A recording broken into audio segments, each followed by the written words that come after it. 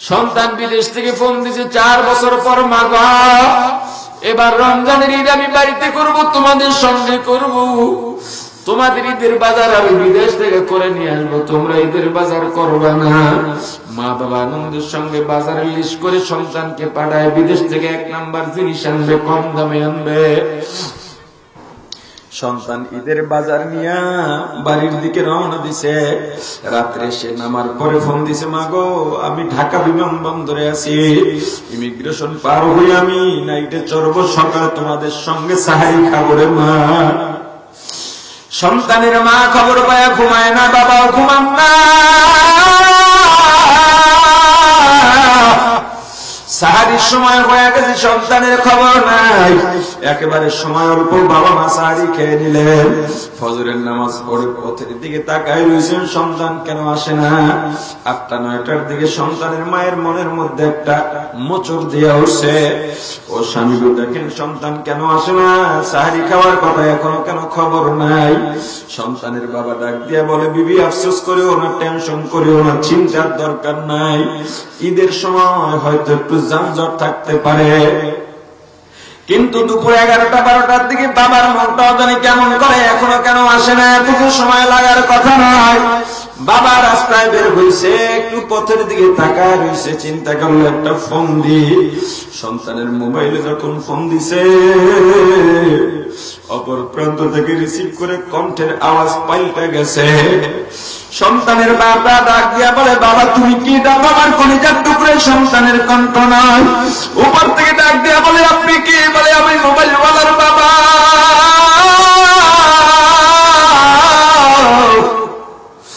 অপর প্রান্ত থেকে ডাক দিয়া বলে, আল্লাহর গোলাম, আমি মোবাইলটা রাস্তায় পড়ে পাইলাম, এখানে 2টা গাড়ির মুখোমুখি সংঘর্ষ হয়ে গেছে, অনেকগুলো লাশ রাস্তার পাশে সাদা কাপড় দিয়ে ঢাকা। দেখেন এর মধ্যে অনেক যুবক আছে, আপনার ছেলে আছে কিনা? বাবা পাগলের মতো একটা দৌড় দিছে। মা মনে করছে বুঝি সন্তান কাছাকাছি এসে গেছে, এজন্য বাবা দৌড় দিছে। অন্যান্য সন্তানদের ডাক দিছে, তোরা কে কোথায়, আয়, তোর ভাই বুঝি কাছে চলে আসছে, আয় তাড়াতাড়ি বিছানায় নতুন চাদর বিছা, বালিশ নতুন কাবার ঢুকা, গরম পানি কর।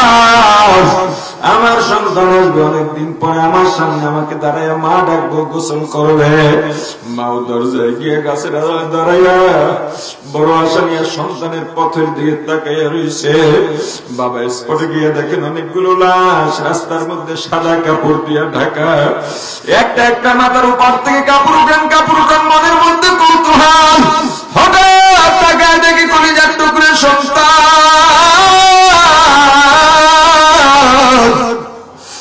লাশে মিছিলে স্বামী হয়ে গেছে।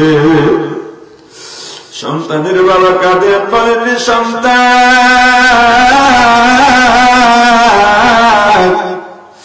4 বছর পর্যন্ত বাড়ি আইলি না রে বাবা।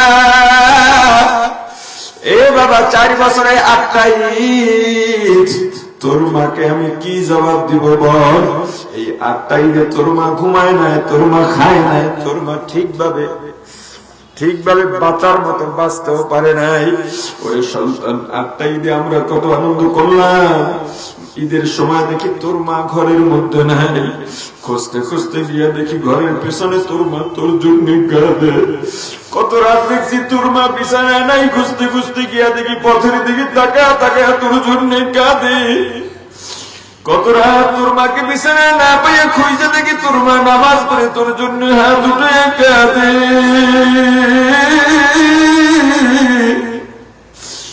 এ বাবা কত রাত তোর মা তোর জন্য কাঁদতে কাঁদতে দোয়া করতে করতে নির্ঘুম রাত্রটা পার করে দিছে। ওরে বাবা আজকেও তোর খবর পেয়ে তোর মা ঘুমায় নাই, তোর জন্য কত আয়োজন করছে, আমি কি জবাব দেব বল? বাজার তো ঠিকই পৌঁছাইলি, কিন্তু তুই কেন আইলি না? সন্তানের বাবা সন্তানকে অ্যাম্বুলেন্সে করে বাড়িতে রওনা দিছে। মা তো দরজায় দাঁড়ায় রয়েছে। হঠাৎ তাকায় দেখে বাড়ির দিকে একটা গাড়ি আসতেছে। মায়ের সে কি আনন্দ, একটা দৌড় দিয়ে ঘরে ঢুকছে। তোরা কই তাড়াতাড়ি যা, তোর ভাই গাড়ি নিয়ে আসছে। একটু রিসিভ করে নিয়ে 4 বছর পরে আসছে, অসম্মান করিস না। কিন্তু বাড়ির দরজা দিয়ে যখন ঢুকছে অ্যাম্বুলেন্সের হরেন পাইয়া মা একটা চিৎকার দিছে। এই হরেন তো বিপদের হরেন, এটা আমার বাড়ি কেন কার কপালটা জানি পুরুষে।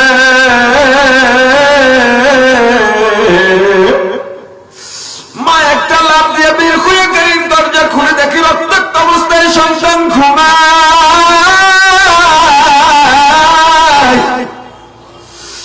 সন্তানকে জয় আমার কাঁদেন আর বলেন, ওরে বাবা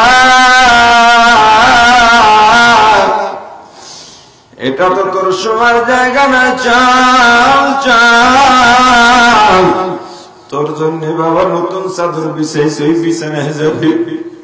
ওরে বাবা আমার নসিব, আমি যে গরম পানি দিছি তোর গোসলের জন্য, কিন্তু ওই পানি দিয়ে যে তোর জীবনের শেষ গোসল করানো লাগবে বুঝি নাই। أما بعد فأعوذ بالله من الشيطان الرجيم. بسم الله الرحمن الرحيم.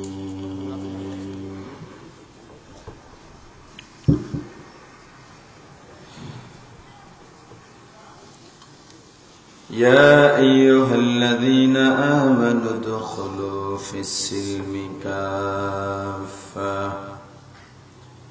ولا تتبعوا خطوات الشيطان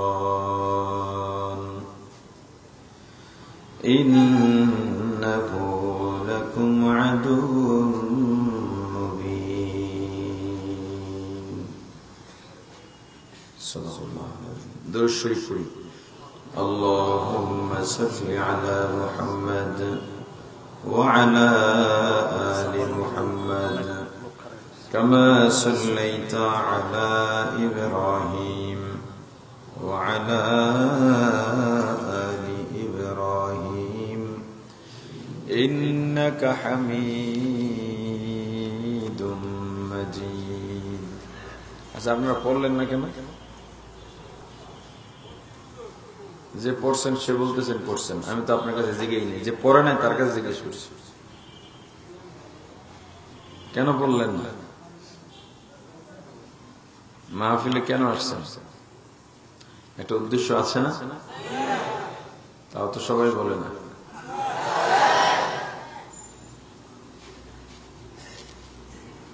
দরুদ পড়লেন না কেন আমার কাছে জবাব দিতে আপনি বাধ্য নন। আল্লাহ যদি জিজ্ঞেস করেন তখন কি জবাব দেবেন?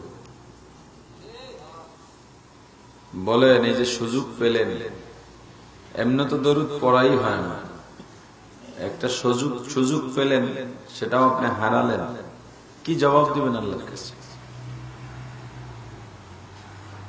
সকলে মহব্বতের সাথে পড়ি, আল্লাহুম্মা বারিক আলা মুহাম্মাদ ওয়া আলা আলি মুহাম্মাদ কামা বারাকতা আলা ইব্রাহিম ওয়া আলা আলি ইব্রাহিম ইন্নাকা হামিদুম মাজিদ। আলহামদুলিল্লাহ। নাগরার হাট আলিকরা জামে মসজিদের উদ্যোগে ইসলামী মহাসম্মেলনের মহতরম সভাপতি মুআজ্জাজ মুকাররম হযরত উলামায়ে কেরাম, দূর দূরান্ত থেকে আগত ইসলাম প্রিয়, দিন প্রিয়, মর্দে মুজাহিদ, আল্লাহ রাব্বুল আলামিনের আশিকিন জাকিরিন মুসলমান ভাইরা, কলিজার টুকরা সমবয়সী যুবক ও ছাত্র বন্ধুগণ, পর্দানিশী মা ও বোনেরা, আল্লাহ তাআলার দরবারে লাখো কোটি শুকর সুজুদ যেই মহান রব্বুল আলামিন আমাদেরকে হায়াত তৈয়বা দান করে দুনিয়ার জান্নাতের বাগান কোরআন ও হাদিসের আলোচনার এই মুবারক মজলিসে আশা ও বসানোর তৌফিক দান করেছেন, আলোচনা শোনার মতো সুযোগ করে দিয়েছেন। এজন্য সকলের শুকরিয়া আদায় করি, আলহামদুলিল্লাহ।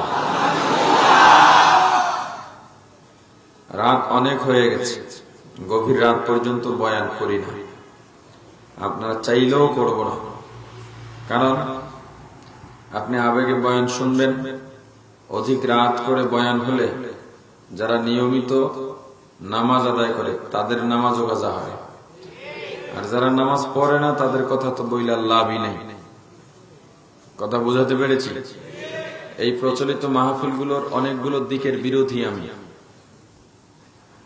এক নাম্বার, গভীর রাত, এতে অনেকগুলো ক্ষতি। সবাই মাহফিলে আসবে এমনটা কি ভাবা ঠিক হবে?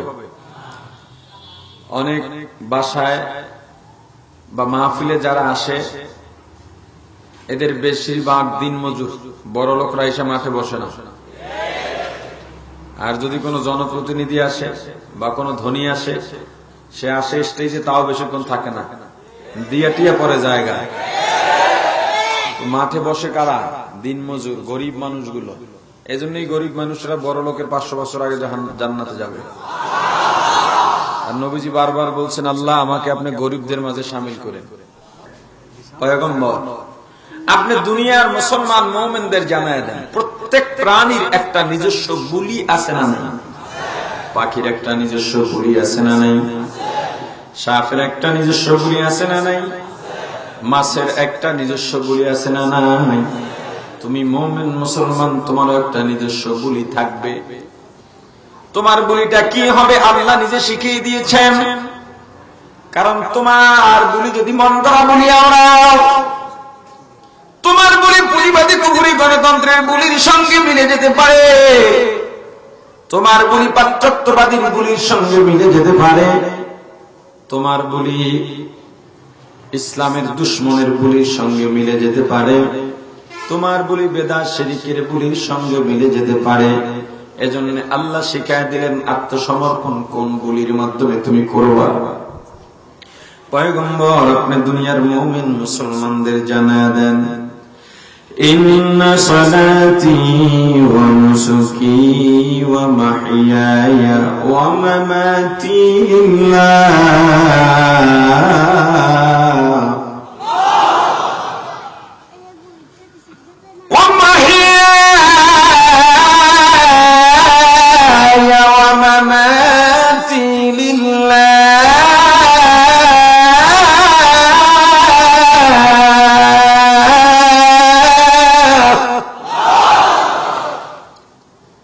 ومحياي ومماتي لله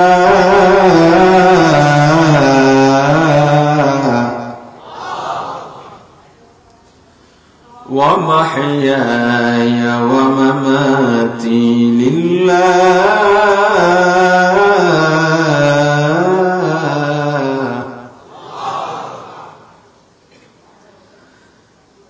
قل إن صلاتي ونسكي ومحياي ومماتي لله رب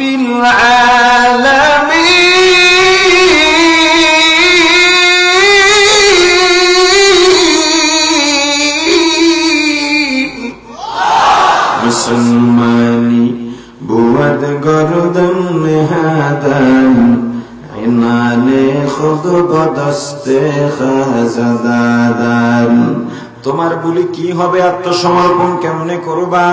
পয়গম্বর বলে দিছে, পয়গম্বরকে আল্লাহ জানিয়ে দিয়েছেন, পয়গম্বর আপনি দুনিয়ার মুমিন মুসলমানদের জানায় দেন তাদের স্বীকারোক্তি কি হবে, তাদের বলি কি হবে, আত্মসমর্পণ কেমনে করবে। আল্লাহ আমার জীবন, আমার মরণ, আমার তাকওয়া, আমার পরহেজগারি, আমার নামাজ, আমার কোরবানি, আমার রোজা, আমার ইবাদত, আমার জীবনের যা কিছু আছে সব হবে কার জন্যে? ও মুসলমান ইমানদার, ইসলাম আমলের নাম, ঈমান বিশ্বাসের নাম। ইসলাম জোরে বলেন, ঈমান বিশ্বাসের নাম, বিশ্বাসের নাম, আমলের নাম, বিশ্বাসের নাম। শুধুমাত্র ঈমান দিয়া জান্নাত পাওয়া যাবে না। বলছিলাম কি বিশ্বাসের নাম? আপনি বিশ্বাস করলেন মাথায় টুপি দেওয়া সুন্নাত, আপনি টুপির ইমানদার হয়ে গেছে, শুধু ইমান দিয়ে জান্নাত পাওয়া যাবে না। যদি জান্নাত পাইতে চাও, ইমানের সঙ্গে সঙ্গে মাথায় টুপি দিয়া ইমানের মুসলমান হওয়া লাগবে। আপনি বিশ্বাস করছেন নামাজ পড়া লাগবে, আপনি নামাজের ইমানদার হয়ে গেছেন। শুধুমাত্র নামাজের ইমান দিয়া জান্নাত পাওয়া যাবে না। জান্নাত যদি পাইতে চান, তাহলে নামাজ আদায় করে নামাজের মুসলমান হওয়া লাগবে। ও মুসলমান ইমানদার আল্লাহর গোলাম, যারা বলে নামাজ না পড়লে কি ঈমান আছে, বলে না? কথা সত্য মিথ্যা নয়। তোমার ঈমান আছে, তবে ওই ঈমান তোমাকে জান্নাত পর্যন্ত পৌঁছবে না। তোমার ঈমান আছে থাকতেই পারে, তবে ওই ঈমান দিয়া জান্নাত পাইবা না। আমলবিহীন ঈমান, এই ঈমান অন্ধের মতো ঈমান। যেমন অন্ধ গন্তব্যে পৌঁছতে পারে না সাহায্য ছাড়া, তুমি যদি জান্নাতে পৌঁছতে চাও তাহলে আমলের সাহায্য লাগবে। ও মুসলমান ইমানদার, যারা বলে দিলের পর্দা সরু পর্দা, কয় আমি আমার মেয়ে কলিগের দিকে তাকাই, আমার দিল ঠিক আছে। কি আছে? দিল ঠিক আছে। এটা যদিও সম্ভব নয়, যারা বলে মিথ্যা বলে। কারণ সত্যগত ভাবেই আল্লাহ পুরুষের মাঝে নারীর আকর্ষণ দিয়া দিয়েছেন, নারীর মাঝে পুরুষের আকর্ষণ দিয়া দিয়েছেন। হুজুররা নারীদের দিকে তেমন তাকায়, কথা কয় না, তাকায়, বেপর্দায় চলে। তার মানে কি হুজুরদের কোনো আকর্ষণ নাই? নারীদের প্রতি হুজুরদের কোনো আকর্ষণ নাই? তোমার চাইতে বেশি আছে। তুমি তো রাস্তাঘাটে ধাক্কা খাইতে খাইতে, স্কুল কলেজে দেখতে দেখতে তোমার আকর্ষণ হারায় ফেলাইছো। হুজুর তো আর দেখে না, এজন্য হুজুরের আকর্ষণ আরো বেশি। আর আল্লাহ এমনিও হুজুরকে আকর্ষণ আরো বেশি দিয়ে দিয়েছে পরীক্ষার জন্য। তুমি মানুষ, পশুকে আল্লাহ ভালো মন্দ তমিজ করার ক্ষমতা দেন নাই, ফিরিস্তাকেও ভালো মন্দ তমিজ করার ক্ষমতা দেন নাই, শুধুমাত্র মানুষকে দিয়েছেন। ফেরেশতা গুনাহ করে না, ফেরেশতা গুনাহ করে না। পশু নেকের কাজ করে না, মানুষ গুনাহ করে, নেকও করে। আপনি বলেন তো, মানুষ, ফেরেশতা আর পশু, এদের মধ্যে শ্রেষ্ঠ কারা? কোন মানুষগুলো শ্রেষ্ঠ এটা জানি না, শুধু বইলাই যাইতেছি মানুষ শ্রেষ্ঠ, মহা মানুষ। মানুষ মানুষ কি জানি কয়, ওয়ালে ওয়ালে লেখা দেখি মাঝে মাঝে, মানুষ শ্রেষ্ঠ, মানুষ সত্য তাহার উপরে নাই, আরো কি কি যেন, কিন্তু শর্ত আছে। কথা কয় না, কি আছে? শর্ত আছে। আপনার ফেরেশতা গুনাহ করে না, আর পশু নেকের কাজ করে না। ফেরেশতা কি করে না? গুনাহ করে না। কেন কেন করে না বুঝাইতেছি। 5 বছরের একটা ছেলে, ওকে আমরা শিশু বলি। কি বলি? 5 বছরের একটা শিশু ছেলে ভরা যৌবনে এক যুবতীর সঙ্গে একই কম্বলের নিচে একই বিছানায় ঘুমাইছে, একেবারে গলা ধরে ঘুমাইছে। সকালবেলা মেয়েটা কি এমন এলাম দেবে যে এই ছেলেটাকে আমি স্মরণের চেইন উপহার দেব? কেন? কারণ এত সুযোগ পাইয়াও সে আমার ইজ্জতে হামলা চালায় না। কথা কয় না। একটা বাচ্চার সামনে আপনি লাখ টাকার বান্ডিল রাখেন, ওইটা চুরি করবে কেন? ও বুঝেই না, ও বুঝেই না। ফেরেশতারা গুনাহ করাটা বুঝেই না। গুনার মধ্যে একটা আনন্দ আছে, এটা ফেরেশতা বুঝেই না, এই জন্য গুনাহ করে না। পশু নেক করে না, গুনাহ করে। নেক করে না, গুনাহ করে। কেন? গুনাহ করার পরে কি শাস্তি আছে এটা পশু জানেই না। অন্যায় করার পরে কি শাস্তি এটা পশু যদি জানতো, একবার মাইট দিয়েছেন ইচ্ছা মতন, চামড়া তুইলা লাইছেন, আবার ছাইরা দিচ্ছেন, এরপরও ধান খেতে যাবে কিনা, মানুষের ফসল নষ্ট করবে কিনা? কারণ এটার জন্য যে আবার শাস্তি হতে পারে এটা পশু বোঝেই না। যেমন একটা বাচ্চার সামনে আপনি আগুন রাখলেন, পাশে টাকা রাখলেন, ও টাকাটা আগুনে দিয়ে পুড়ে ফেলাইছে, প্রসাদ দিয়ে ভিজে ফেলাইছে, ওর জেল হবে, জুলুম হবে। কেন? ও বুঝি না এই টাকাটা পড়লে কি হবে। কিন্তু মানুষ অন্যায় করলে কি শাস্তি হবে এটা জানে, আবার অন্যায় করলে কি আনন্দ। বেবিচার করলে, রাস্তাঘাটে মেয়েদেরকে যৌন হয়রানি করলে কি আনন্দ পাওয়া যায় এটা মানুষ বুঝে, কথা বলে না। আবার এটার জন্য দেশীয় কি সাজা আছে, পরকালীন কি শাস্তি আছে, এটাও মানুষ। যেই মানুষটা, ভালো করে বুঝবেন, যেই মানুষটা গুনার আনন্দ বোঝার পরেও শাস্তির ভয়ে গুনাহ থেকে ফিরে থাকে, ও ফিরিস্তার চাইতেও ভালো। যেই মানুষটা গুনার আনন্দ পেয়ে শাস্তির কথা ভুলে গিয়ে গুনার মধ্যে ডুবে যায়, ও পশুর চাইতেও খারাপ। কথা বুঝাইতে পারছি? ওলামায়ে কেরাম বা কিছু পরহেজগার মানুষ আছেন সমাজের মধ্যে, দেখা যায় তাবলীগের সময় লাগিয়েছেন বা চরমোনায় গিয়েছেন বা কোন আহলে হক আলেম বুজুর্গের সান্নিধ্যে গিয়ে নিজেকে সংশোধন করে ফেলেছেন।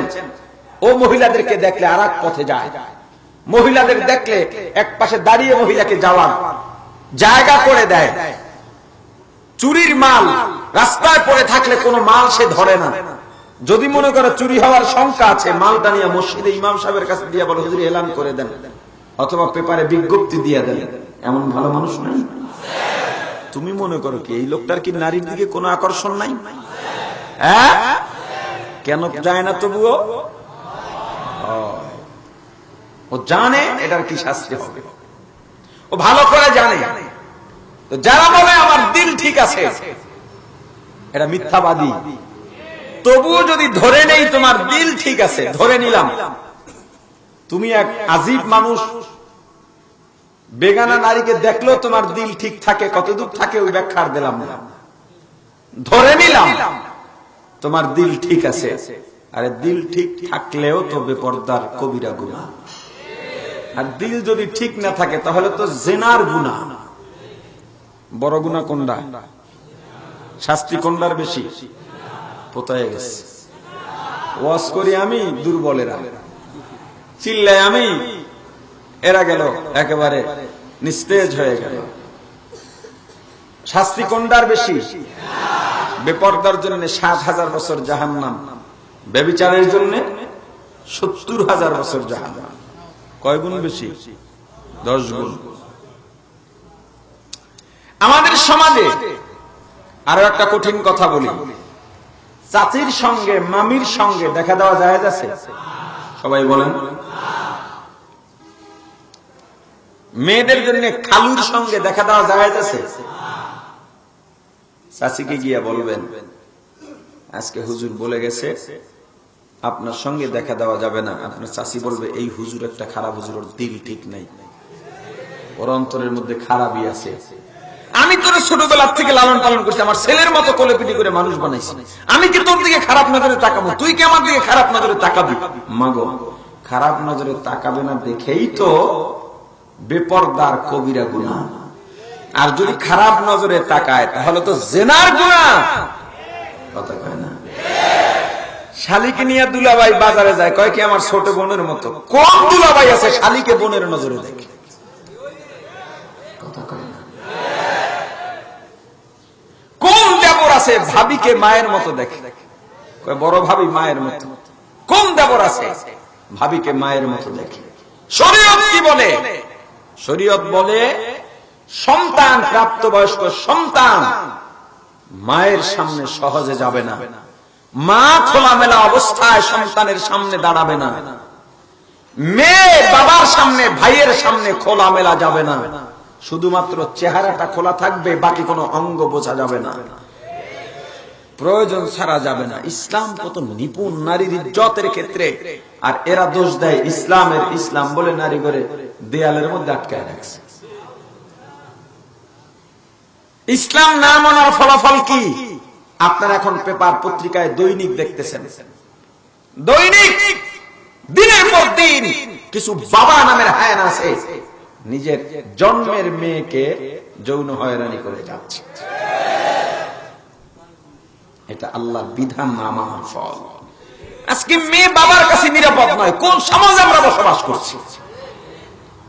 গত 2 সপ্তাহ আগে সংবাদ, টাঙ্গাইলে 2টা বাচ্চাকে রেখে ছোট বোন আপন বড় ভাইয়ের সঙ্গে ভেগে গেছে।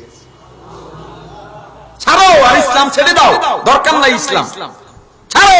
একটা সময় ওই লাল চামড়াওয়ালাদের মতো রাস্তায় কুত্তার মতো মা সন্তান বেবিচারে লিপ্ত হয়ে যাবে। ছেড়ে দাও ইসলাম। সবাই শান্তি চায়। কি আজীব লাগে মাঝে মাঝে আমার কাছে। সবাই শান্তি চায়। আপনার মিষ্টি দরকার, আপনি কোথায় যান?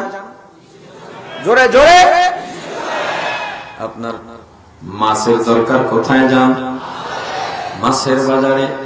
আপনার ফলের দরকার, আপনি কোথায় যান? আপনি শান্তি চান, দুনিয়ার সবাই শান্তি চায়। শান্তি হলো ইসলামের মধ্যে, অথচ কেউ ইসলামে নাই, অথচ শান্তি চায়। দুনিয়ার সব জিনিস যেখানে পাই সেখানে যাই, শান্তি যেখানে পাওয়া যায় আমরা সেখানে যাচ্ছি না। রাজীব ব্যাপার। শান্তি যেখানে পাওয়া যাবে আমরা সেখানে যাবো কিনা? কথা কয় না তো? শান্তি যেখানে, আপনি সেখানে যাবেন না অন্য জায়গায় যাবেন? শান্তি কোথায়? জোরে বলেন, শান্তি কোথায়?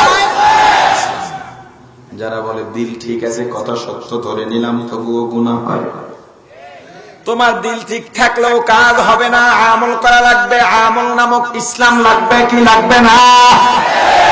ও মুসলমান, ইমানদার আল্লাহর গোলাম, শুধুমাত্র ইমানদার হয়ে জান্নাতে যাওয়া যাবে না, ইসলামও লাগবে। এজন্য আল্লাহ বলেন, ইয়া আইয়ুহাল্লাযীনা আমানু উদখুলু ফিস-সিলমি কাফা, হে ইমানদাররা ইসলামের মধ্যে পরিপূর্ণ প্রবেশ করো। ইমানদারকে আল্লাহ ইসলামের মধ্যে কেন ঢুকতে বললেন? আরো একটা কারণ, নবীজির জলিলুল কদর এক সাহাবী হযরত আব্দুল্লাহ ইবনে সালাম রাদিয়াল্লাহু তাআলা আনহু ইসলাম গ্রহণ করার পর ইসলামের বিধিবিধান সব মানতেছেন, একটাও বাদ দেন না।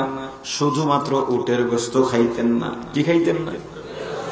উটের গোশত হালাল এটা জানতেন, কিন্তু কেন খাইতেন না? ইসলামে আসার আগে যেই ধর্মে ছিলেন ওই ধর্মে উটের গোশত ঘৃণা করা হতো। ওই ঘৃণার আভাস এখনো অন্তরে রয়ে গেছে, ভেতরে রয়ে গেছে। একটু কাজ আল্লাহর দরবারে পছন্দ হয় নাই।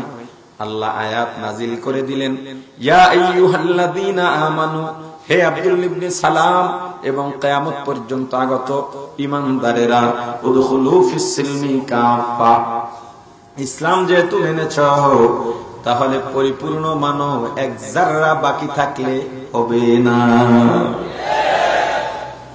কোন হিন্দু ভাই যদি মুসলমান হয়ে যান, ঈমান আনেন, ওই হিন্দু ভাইয়ের জন্য গরুর গোশত খেতেই হবে।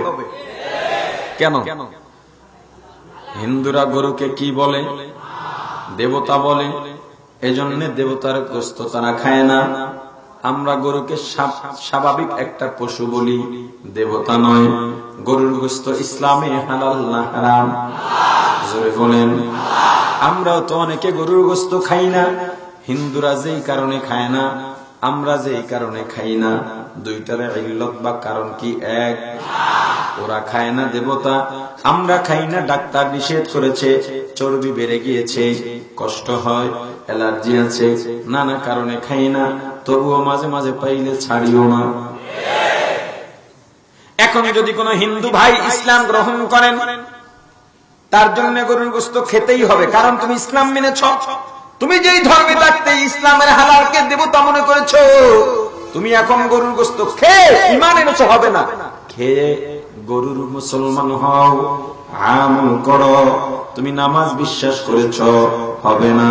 তুমি সঙ্গে সঙ্গে আমল করো, নামাজের মুসলমান হও, হালালের মুসলমান হও, হারামের মুসলমান হও, নেকের মুসলমান হও, গুনার মুসলমান হও। যেটা গুনাহ মনে করলে হবে না, বিশ্বাস করলে হবে না, ছেড়ে দিতে হবে। যেটা নেক মনে করলে হবে না, ঈমানের সঙ্গে আমলও করা লাগবে। মুসলমান ইমানদার, তুমি নামাজ পড়ো কিন্তু রোজা রাখতে পারো নাই। আল্লাহ বলেন হয় নাই, উদখুলু ফিস সিলমি কাফা, নামাজের সঙ্গে রোজাও রাখো। নামাজও পড়লাম, রোজাও রাখলাম, মিথ্যা ছাড়তে পারি নাই। আল্লাহ বলেন হয় নাই, হয় নাই। উদখুলু ফিস সিলমি কাফা, সত্য ধরো, মিথ্যা ছাড়া। এভাবে যতক্ষণ পর্যন্ত একটা গ্লাস আপনি পানি দিয়ে যদি পরিপূর্ণ করতে চান, যতক্ষণ পর্যন্ত এক ফোঁটা পানি দেওয়া বাকি থাকবে, ততক্ষণ পর্যন্ত গ্লাসটা পূর্ণ না অপূর্ণ। আপনি ইসলামের সব মানলেন, ছোট্ট একটা আমল বাকি আছে, আপনি এখনো পরিপূর্ণ মুসলমান হইতে পারেন নাই। এখানে অনেক শ্রোতা আছে যাদের মাথায় টুপি নেই। কেন জানেন? এদের কাছে ইসলামের গুরুত্ব নাই। এরা মনে করে টুপি দিয়ে কি হয়, টুপি ছাড়া কি নামাজ হয় না, ফতুয়া দেয়। টুপি কি ওয়াজিব ফরজ নাকি? আরে তুমি জানো টুপির কত গুরুত্ব? কিয়ামতের ময়দানে বুঝবা। এই সাধারণ কাপড়ের একটা ঢাকনার কি পাওয়ার কিয়ামতের ময়দানে বুঝবা। অনেকে বলে হুজুর টুপি মাথায় দিতে পারি না, মাথা গরম হয়ে যায়। তাহলে আমার কথায় জবাব দাও, টুপি তো আমরাই মাথায় বেশি দেই, হুজুররা বেশি দিই। আমাদের মাথা বেশি গরম থাকা কথা। কয়জন হুজুরকে দেখছেন টুপি মাথায় দিয়া মাথা গরম করে কয়জন রে খুন করছে? পেপার পত্রিকায় যত খুনির ছবি দেখি, একটার মাথায় তো টুপি নাই। মাথা গরম হওয়া ছাড়া তো কেউ কাউকে খুন করতে পারে না।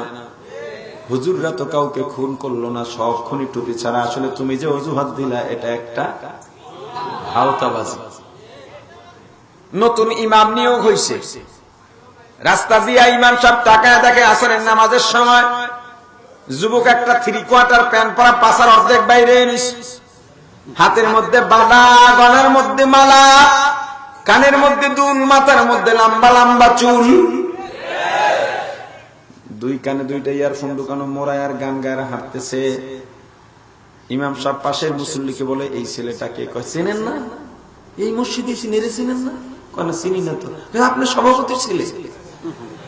আপনাকে মসজিদের কথা কই নেই। আবার কয় আপনাদের সভাপতির ছেলে? কয় নামাজ পড়বো না?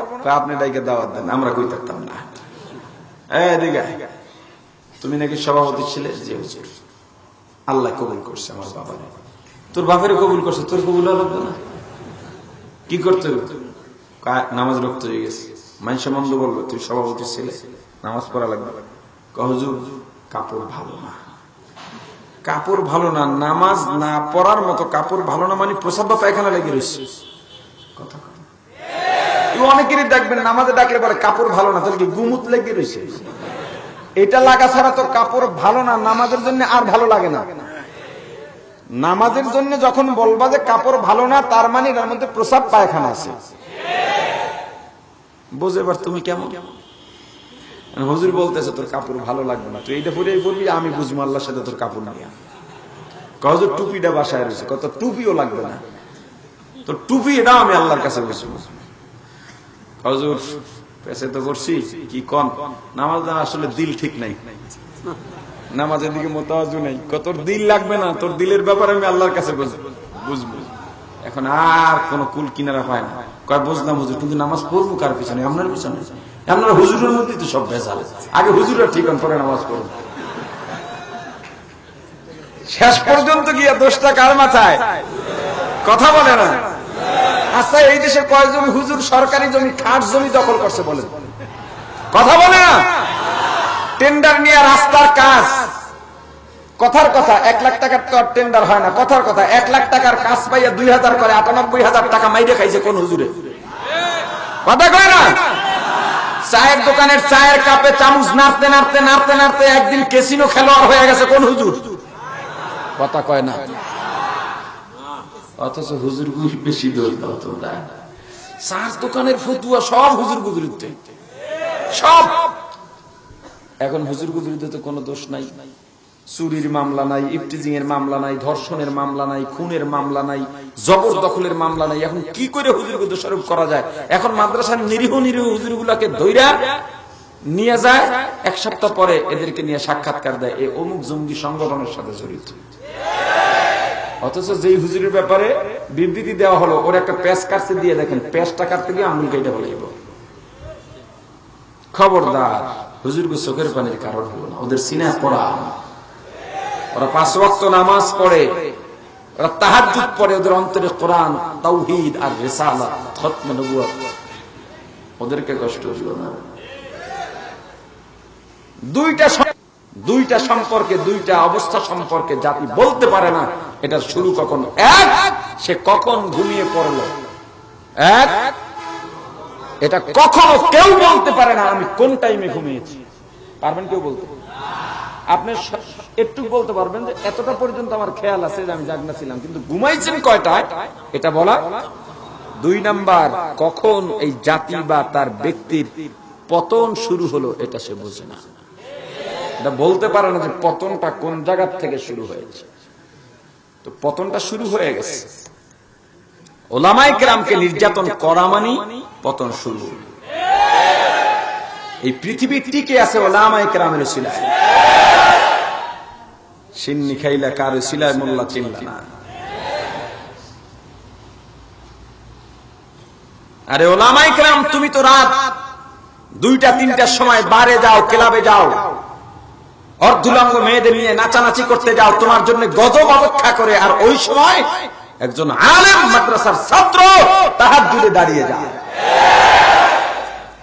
আর তাদের দোয়ার কারণে, তাদের দোয়ার উসিলায় তোমার জন্য গজব রেডি ছিল, কিন্তু তাদের দোয়ার উসিলায় আল্লাহ তোমাকে গজব থেকে হেফাজত করে। উলামায়ে কেরাম নেককার বান্দাগণ আল্লাহর মেহমান দুনিয়াতে। এই যে টুপির আমল, সুন্নাতের আমল কেন করেন না আপনি? আচ্ছা, কি মনে করে করেন না? আপনি যে কোনো সময় পড়বেন আর মরবেন। আপনি যদি এখন মারা যান আপনার কি অবস্থা হবে? আপনার কি পরকাল সম্পর্কে বিশ্বাস নাই, নাকি কোনো সন্দেহ আছে? এই যাদের জন্য আপনি পাগল। আচ্ছা, একটা হিসাব করেন তো, আপনার মা বাবার সঙ্গে আপনার সম্পর্ক পরিচয় কতদিনের? আপনার বয়স যতদিন, আপনার বয়স যতদিন, আপনার মা বাবার সঙ্গে আপনার পরিচয়, আপনার বিবির সঙ্গে আপনার পরিচয়, আপনার বিবাহের বয়স যতদিন আপনার বিবির সঙ্গে ততদিনের পরিচয়, আপনার সন্তানের সঙ্গে আপনার পরিচয় কতদিন, আপনার সন্তানের বয়স যতদিনের ততদিনের পরিচয়। তাতে যদি গড়ে ধরা হয় আপনার মা বাবার সঙ্গে আপনার পরিচয় 30 বছরের, আপনার বিবির সঙ্গে আপনার পরিচয় 25 বছরের, আপনার সন্তানের সঙ্গে আপনার পরিচয় মাত্র 3 বা 4 বছরের। ও মুসলমান ইমানদার আল্লাহর গোলাম, আপনার এই অল্প দিনের পরিচয় যাদের সঙ্গে, তাদের জন্য আপনি পাগল। মাথার ঘাম পায়ে ফেলাইয়া, পিঠটা রোদে পুড়াইয়া, গায়ের রক্ত পানি বানাইয়া আপনি অট্টালিকা বানাইতেছেন, একবারও চিন্তা করেন নাই এখন যদি আপনার মরণ হয়, এই যে তাদের সঙ্গে আপনার সম্পর্ক ছিন্ন হয়ে গেল, জীবনেও আর জোড়া লাগবে না। আশেপাশে তাকায় দেখেন কত বাবা মারা গেছে, ছেলেরা 2-4 দিন কান্নাকাটি করে শেষ। আপনি যাদের জন্য জায়গা জমি রেখে গেলেন, টাকা পয়সা রেখে গেলেন, অট্টালিকা রেখে গেলেন, আপনি মারা যাওয়ার পর কয়েকদিন কান্নাকাটি করে সবাই ভাগ বাটোয়ারা করে নিয়ে যার যার মতো চলবে। আপনি মারা যাওয়ার পর কয়েকদিন পর আপনার বিবি আর একজন স্বামী নিয়ে আনন্দে মেতে উঠবে। স্ত্রী মারা যাওয়ার পর কয়েকদিন পরেই স্বামীরা আরেকটা বিবাহ করে আনন্দে মাতোয়ারা হয়ে যাবে, মেতে উঠবে। ওরে মুসলমান, কার জন্য পাগল হইলাম? মাত্র কয়েক বছরের যাদের সঙ্গে পরিচয় তাদের জন্য জীবনটা দিতে প্রস্তুত হয়ে গেলাম, আর যার সঙ্গে আমাদের থাকতে হবে আর অনন্তকাল, তার জন্য আমরা কিছুই করলাম না। এমন আপনের জন্য পাগল। দেখেন দুনিয়ার মধ্যে সন্তানকে মায়ের চাইতে বেশি ভালো আর কেউ বাসে না, কিন্তু কিয়ামতের ময়দানে ইয়াউমা ইয়াফিরুল মারউ মিন আখিহি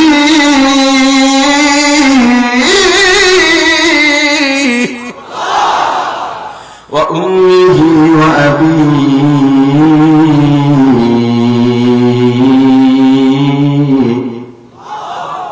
ওয়া সাহিবাতিহি ওয়া বানিহি। কিয়ামতের ময়দানে বলে কেউ কাউকে চিনবে না। কে বলে? সবাই সবাইকে চিনবে, কেউ কাউকে পরিচয় দেবে না। ও মুসলমান ইমানদার আল্লাহর গোলাম, কিয়ামতের ময়দানে মা বাবা সন্তানকে দেখলে পালাবে, সন্তান মা বাবাকে দেখলে পালাবে, ভাই ভাইকে, ভাই বোনকে, বোন ভাইকে, বন্ধু বন্ধুকে, স্বামী স্ত্রীকে, স্ত্রী স্বামীকে দেখলে পালাবে। যদি ঘটনাক্রমে মা আর সন্তানের সাক্ষাৎ হয়ে যায়, সন্তান অনুনয় বিনয় করে বলবে, মা গো, আমি তোমার সেই সন্তান, যেই সন্তানকে রেখে তুমি খাও নাই, ঘুমাও নাই, বিপদে পড়লে সারা রাত দোয়া করছো। ও মা, আমার একটা নেকের অভাব, একটা নেকের অভাবে জাহান্নামে যাইতেছি রে মা, আমাকে একটা নেক দাও। মা জবাব দিয়ে বলবে, আমি তোকে চিনি না। সন্তান বলবে, মা কি বলো, আমার বাবা তো অমুক, তুমি তো বাবাকেও বড় ভালোবাসতা। মা তখন জবাব দিয়ে বলবে, তোর বাবা এলো কোত্থেকে, তুই বাইলি কোত্থেকে, আমার তো বিয়াই হয় নাই। ও মুসলমান, তাহলে কার জন্য পাগল হইছ? লাভ নাই, লাভ নাই। ইসলাম ছাড়া নাজাত নাই, ইসলাম ছাড়া মুক্তি নাই। একটা মাত্র ছোট্ট অপরাধ, উটের গোস্ত খাইতেন না, আল্লাহ পছন্দ করেন নাই। আয়াত নাজিল হওয়ার উপর আব্দুল ইবনে সালাম যখনই উটের গোস্ত পাইতেন, অন্য কিছু খাইতেন না, উটের গোস্ত খাইয়া প্রমাণ দিতেন, আমি ইসলামের হালালকে শুধু হালাল জানি না, আমল করি। আউলিয়ারা কারে উকবা ইখতিয়ার, জাহেলারা কারে দুনিয়া ইখতিয়ার, আশিকারা মিল্লাত মযহব জুদাস্ত, আশিকারা মিল্লাত মযহব খুদাস্ত। মিয়ানে আশিক মাশুক রমজিস্ত, কিরামান কাতিবিন রাহাম খবর নিস্ত। ও মুসলমান ইমানদার, সময় কিন্তু বেশি নেই রে যুবক। কত রিকশাওয়ালা আছে, যখন মসজিদে নামাজের আযান হয়ে যায়, রিকশার চাকার মধ্যে তালা লাগাইয়া নামাজে চলে যায়, আছে না নাই? ও রিকশাওয়ালা, তাহলে তুমি কেন পারবা না? কত যুবক চরমনায় গিয়া, ইস্তেমায় গিয়া, তবলিগে গিয়া, উলামায়ে কেরামের সান্নিধ্যে গিয়া আগে যে গুনাহ করতো এখন আর গুনাহগুলো করে না। কারণ কি জানো? ওর মধ্যে ভয় ঢুকে গেছে, ওর মধ্যে ইসলামের আলো ঢুকে গেছে, জাহান্নামের ভয় ঢুকে গেছে। এখন ওকে চাইলেও কেউ ইসলাম থেকে ফিরাইতে পারবে না।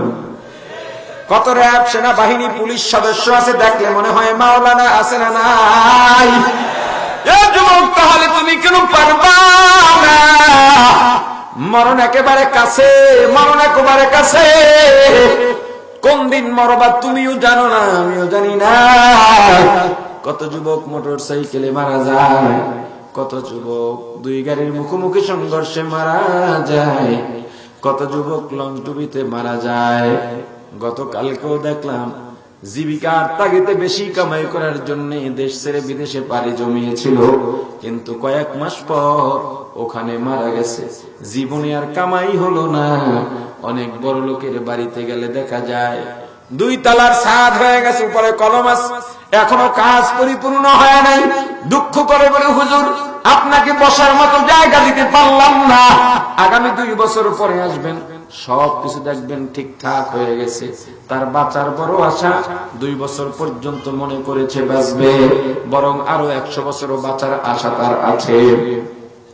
কিন্তু 2 বছর পর বিল্ডিং ঠিকই ঠিক হয়ে গেছে, সে আর বাঁচতে পারে নাই।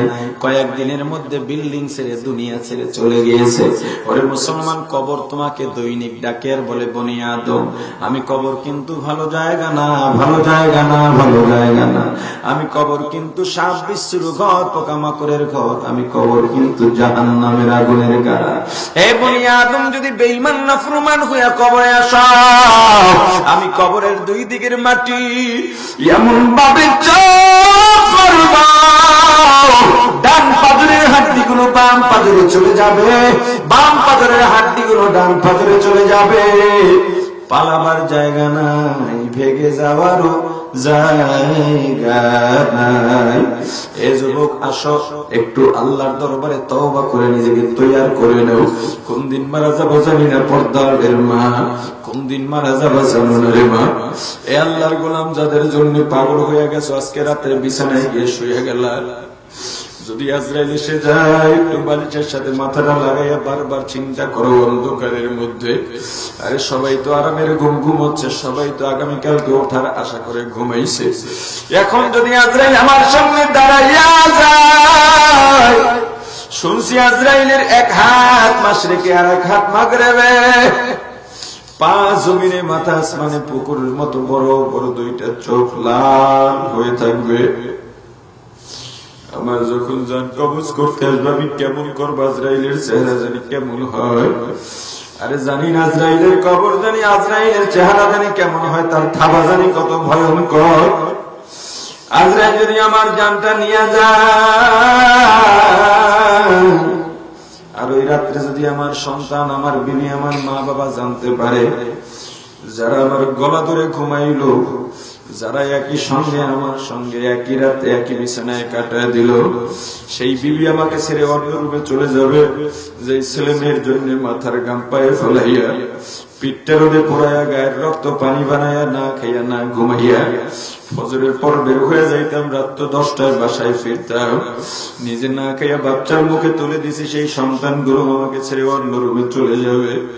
কেউ যদি বলে ভাবি আপনার স্বামীর লাশ পাহারা দেন, সন্তান তোমার বাবার লাশ পাহারা দাও, ওই ভাবি ওটা দিয়ে বলবে না, সম্ভব না, সম্ভব না, সম্ভব না। সন্তানগুলো লাশ পাহারা দিবে না রে আল্লাহর গোলাম, আমাকে গোসল করায়া সাদা পাতলা 3খানা কাপড়ের প্যাকেট বানাইয়া, আরে আমাকে খাটের মধ্যে নিয়ে জানাজার সামনে দাঁড়াবে, জানাজার পরে 4 জনে কাঁধের মধ্যে নিয়ে কবরের দিকে রওনা দেবে। আমার সন্তানগুলো পেছনে পেছনে দৌড়বে, আর মা বাবা বাবা বলে চিৎকার দিয়ে কাঁদবে। আমি মনে করবো এরা যারা আমার সঙ্গে যাচ্ছে, এরাই বুঝি আমার সঙ্গে থাকবে, কিন্তু আমার কবরে রেখে আমাকে যখন মাটি চাপা দিয়া, বাঁশের চালি দিয়া, কলা পাতা পিছিয়ে, মিনহা খালাকনাকুম ওয়া ফিহা নুঈদুকুম ওয়া মিনহা নুখরিজুকুম তারাতান উখরা। আরে আমি মনে করবো হয়তো বুঝি এরা আমার সঙ্গে থাকবে না। মাটি যখন পরিপূর্ণ দিয়ে দেওয়া হবে, যার যার মতো সবাই চলে যাবে, বাবাও চলে যাবে, শ্বশুরও চলে যাবে, শালাও চলে যাবে, ভাইও চলে যাবে, বন্ধুও চলে যাবে। হয়তো সন্তানগুলো একটু মায়া বেশির কারণে কবর উপরে গড়াগড়ি করবে, আর বাবা বাবা বলে কাঁদবে, কিন্তু 1-2 ঘন্টা পর ওরাও আমাকে ছেড়ে চলে যাবে। ওরে আল্লাহর গোলাম, একটু মাথাটা বালিশের সঙ্গে লাগাইয়া চিন্তা করবেন ও পর্দালের মা, একদিন আপনি রঙিন শাড়ি পরে আপনাকে আপনার শ্বশুর বাড়ি নিয়ে আসছে, কত আনন্দ আপনার জীবনে। আবার এমন একটা দিন আসবে, যেই দরজা দিয়ে রঙিন শাড়ি পরে নতুন বধূ হয়ে ঢুকছ, ওই দরজা দিয়ে একদিন পাতলা সাদা 5খানা কাপড়ের প্যাকেট বন্ধু হইয়া লাশ হইয়া বের হইবা। এ যুবক, আল্লাহকে ভয় করো, আল্লাহকে ভয় করো, আল্লাহকে ভয় করো। কোথায় কখন মরণ হবে কেউ জানি না, আমার মরণের খবর আমি জানি না, আমি জানি না তোমার মরণের খবর তুমিও জানো না। এ যুবক, আর কত গুনাহ করবি রে ভাই, লাভ নাই, লাভ নাই, লাভ নাই। তোমার মতো কত যুবক স্কুল কলেজ ভার্সিটিতে পড়ে কিন্তু গুনাহ করে না। এ যুবক, আমিও তো তোমার মতো যুবক, তুমি মাথায় দিলাম না বুঝে দিই নাই, দাঁড়িয়ে রাখছি না বুঝে রাখি নাই, জুব্বা করছি না বুঝে পড়ি নাই। এ যুবক, আমি যদি ডাক্তারি পড়তাম তোমার মতো ডাক্তার হইতে পারতাম, ক্লাসে বরাবর 1 নম্বর ছাত্র ছিলাম। আমি যদি ডাক্তারি পড়তাম 1 নম্বর ডাক্তার হইতে পারতাম। আমি যদি ইঞ্জিনিয়ারিং পড়তাম 1 নম্বর ইঞ্জিনিয়ার হইতে পারতাম। এরে যুবক, আল্লাহ যে কণ্ঠ দিয়েছেন, আমি গানের জগতের হিরো হইতে পারতাম, কিন্তু লক্ষ্য করে দেখছি এগুলো কোন লাভ নাই, সব মিছা, সব মিছা, সব মিছা। এগুলোর মধ্যে কোন সত্যতা নাই, বরং কবর সত্য, দুনিয়ার সব মিথ্যা হলো মরণ সত্য।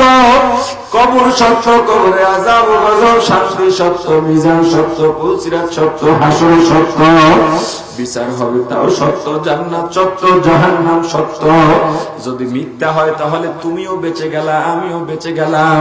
আর যদি সত্য হয়ে বসে তাহলে তোমারও বা উপায় কি, আমারও বা